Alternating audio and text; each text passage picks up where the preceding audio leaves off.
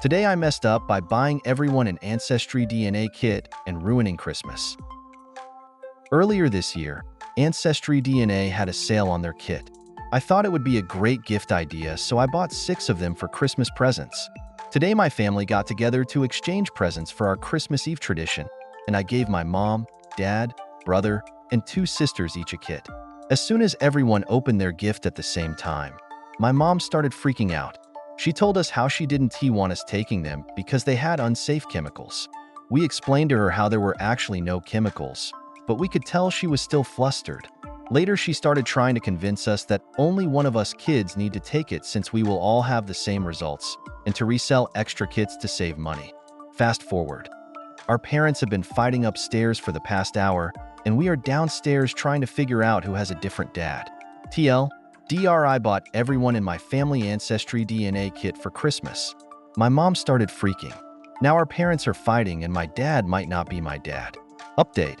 Thank you so much for all the love and support. My sisters, brother, and I have not yet decided if we are going to take the test. No matter what the results are, we will still love each other, and our parents no matter what. Update 2. HRIS take my appreciations is ruined. My foo actually turned into a Christmas miracle. Turns out my sister's father passed away shortly after she was born. A good friend of my mom's was able to help her through the darkest time in her life, and they went on to fall in love and create the rest of our family. They never told us because of how hard it was for my mom. Last night she was strong enough to share stories and photos with us for the first time, and it truly brought us even closer together as a family. This is a Christmas we will never forget. And yes, we are all excited to get our test results. Merry Christmas, everyone. P.S. Sorry my mom isn't a promiscuous person. No, you're not my daddy. Today I messed up by living in a dark bedroom for 6 years. The overhead fan in our bedroom uses one of those compact halogen light bulbs. 6 years ago the bulb burned out and got really dim, just barely a glow. I bought a replacement bulb, but when I put that one in, it was also barely lighting up, so I realized the unit was bad. The fan still worked great. It literally is the best fan I've ever had because it moves a ton of air and is super quiet. The fan had also been a gift when we moved into our house. The unit cost over $400, so I didn't really want to replace it, even though our bedroom doesn't get much natural light, so it is pretty dark. So since then, over the years, my wife and I have had to make do with no overhead light. We open the windows during the day, and at night use a combination of bedside lamps and the bathroom light. It's never really as good of lighting as an overhead lamp, so I keep some flashlights up there for when we are cleaning or looking for something, etc. After 6 years of living in the dark, this winter I just decided I would replace the damn thing. But before I did, I decided to try one last time with another bulb because, however unlikely, it's possible both bulbs I had tried were bad. So I'm up there installing the new bulb, grab the remote, the fan has a remote, and as I'm turning the light on I realize the goddamn thing is dimmable. For 6 fucking years we lived with the inconvenience of no overhead light, and the whole time it was just because the damn thing was set to dim. Fudge me. TLDR. For 6 years I lived with no bedroom light because the overhead lamp was broken, but turns out it was fine and it was just set to a dim setting the whole time.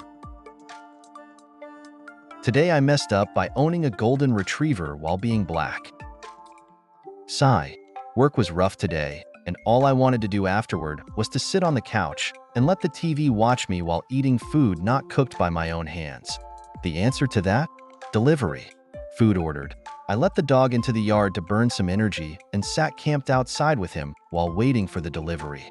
DoorDash, Grubhub, Uber, and everyone other than Jehovah's Witnesses has trouble locating my address, strictly relying on GPS, so it's nothing for me to post up and wait outside for when they are close, flag them down, and go back inside for a contactless drop-off. Pertinent details before crap hits the fan.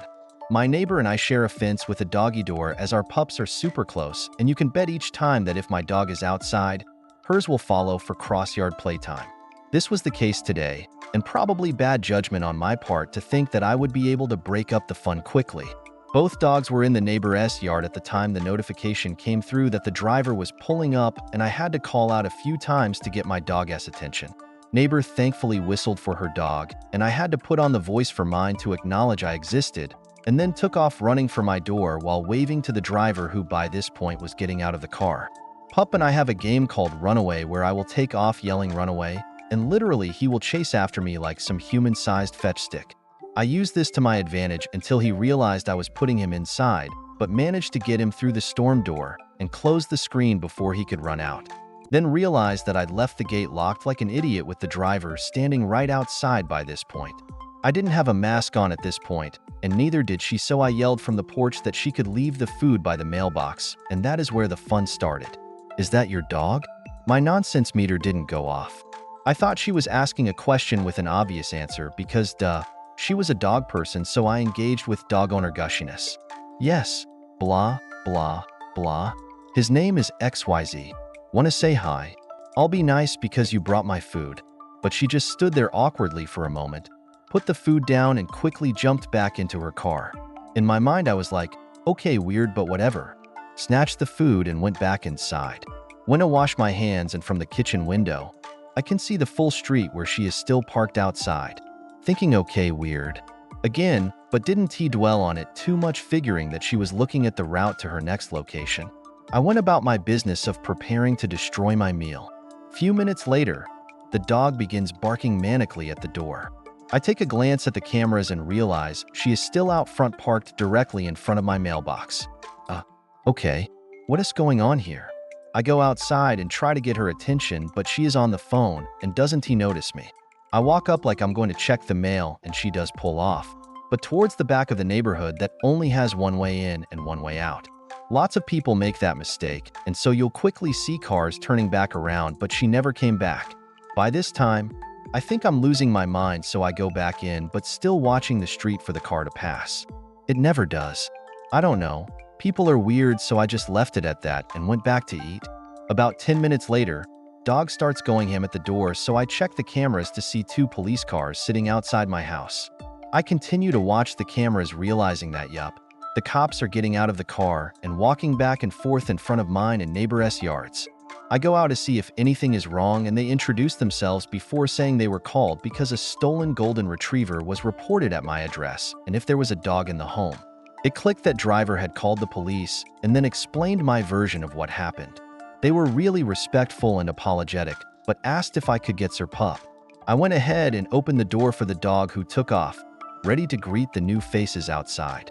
His collar has tags matching the address with my name and phone number on it in case he was ever lost or stolen, which was proof enough for them, as it was obvious that they wanted to get this over as fast as possible. No hard feelings on either side. We were all walking away when driver's car slowly comes creeping from the back of the neighborhood. I yelled out to them that the lady was right there, and they positioned themselves in front of her car in a way she would have to stop and speak with them. I don't know if this lady was drunk or off her meds, but she rolled down the window and was literally sobbing hysterically that she saw me take the dog from the neighbor's yard.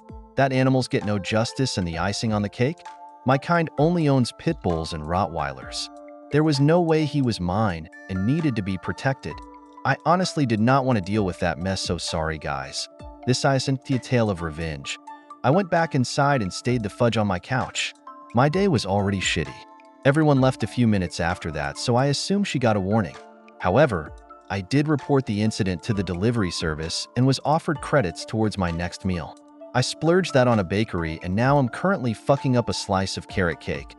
Grateful it didn't end worse. TLDR. Ordered food. Racist delivery person thought I stole my own golden retriever and had a breakdown when I didn't get carted off in handcuffs. Didn't get shot, but got cake in the end. Edit. Wow, Reddit.